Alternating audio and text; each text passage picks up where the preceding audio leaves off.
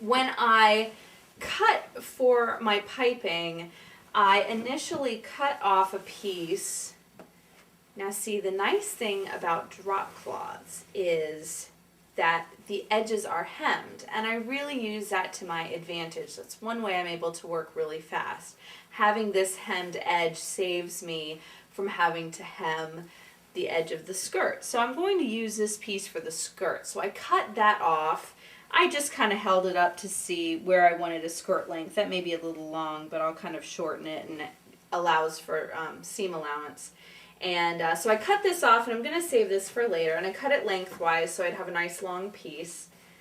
And I'll definitely need some more of that. So I set that aside. I did have a seam in this drop cloth. That's not usual, but you will find drop cloths that have seams. So I just worked around the seam, and I cut off along the seam for my strips of fabric to cover the cotton piping. So first thing I'm going to do is cut this seam out because I really can't use this. So again, the nice thing about drop cloth, you can make one cut and just tear it, and it tears in a straight line. So I'm going to tear that off. And just set that aside. I can use that to cover some piping, or again, I like to use this to apply my waxes and stains and stuff in my workshop. So always save your scraps. You can use them for painting rags if you do furniture painting also, or any kind of painting. Okay, so now I want to use the rest of the seams to my advantage. So I have 3 more seams.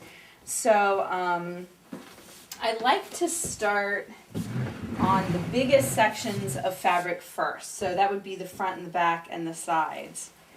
So since I have a hem, sorry, not a seam, a hem, since I have a hemmed edge already, and that'll be a great size for the back, I'm going to go ahead and cut a piece that will cover about half of the back.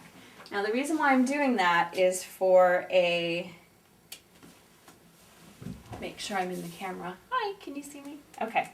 So the reason why I'm covering about half of the back of this, and I'm going to cut another piece to cover the other half of the back, is because there has to be, because of the way the chair is shaped, it's going to be extremely difficult to get a slip cover on it that's nice and fitted if it's not tied somewhere, or if there's not a zipper or snaps or something. Alright, so I'm just going to lay that where I want it, and then I'm going to find the other side that still has a hem. There we go. And I'm going to cut that to cover the rest, this chair in the back. So I'm going to cut it. Whoops.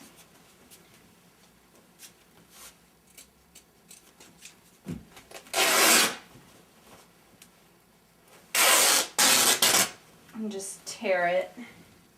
And this fabric does get really thready, so that's just something you have to deal with. I'd like to eventually get a serger. Okay, so I'm going to lay that down. And when you are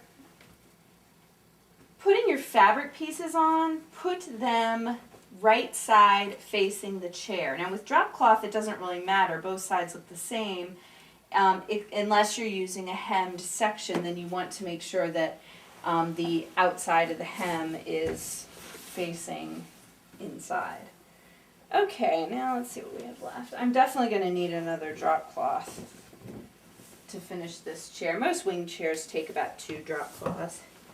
Okay, so I have one last long hemmed edge, and what I'm going to do with that is cut it about the same with this other piece that I'm going to use for a skirt later.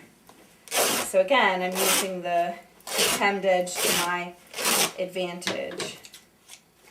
So I'm going to set this aside. So these pieces that have the hemmed edges are going to become my skirt. Okay, I'm just going to set those aside and then work on cutting the rest. So all of this is going to be one piece. So I need something that's big enough to cover all along here, run under the arm here, and then it'll stop here. I'll take the front piece and wrap it around. Let's see what's gonna work. And you know, I really do it differently every time. I don't know if it's pretty rare for me to have one piece that's exactly the same as another. Okay, so see, I'm just laying the fabric over, making sure that it's gonna fully cover. Okay, so it's gonna cover all the way there. All right, so now I'm gonna cut around what I need. I don't really want to tear when the cut has to be a little bit more precise. So make sure when you're cutting you leave enough room for a seam allowance. I'm kind of feeling where the edge is here and cutting along it.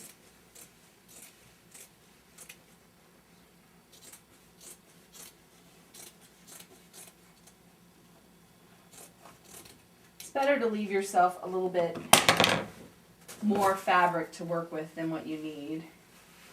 Okay, so there's that piece. See how that works? So I'm just going to continue to work my way around the chair, cutting the pieces of fabric for each place.